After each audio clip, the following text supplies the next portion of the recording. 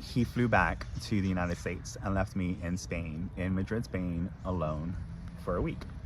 May 2024, my ex and I were going to spend a week in Spain, and it was his first night in Spain when I found out that he had made some mistakes. He had made some unfaithful mistakes. I didn't know the extent of the mistakes, but I found out some harsh realities that I didn't appreciate.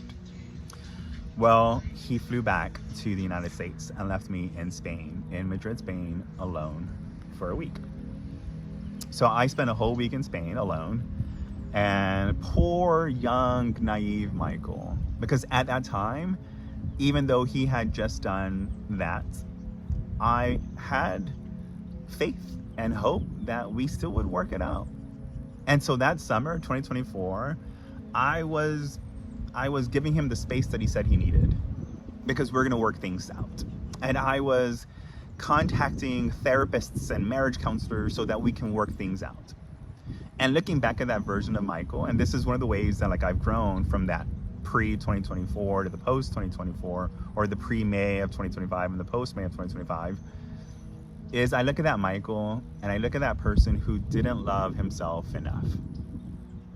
Because it should have been enough that he was not only hurting you and causing you pain, but then he doubled down on that hurt and pain by leaving you alone in a foreign country for a week.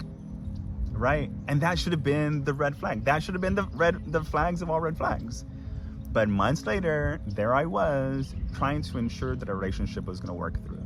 And I think that shows, one, like how giving and loving I was, how open I was to still repair our relationship.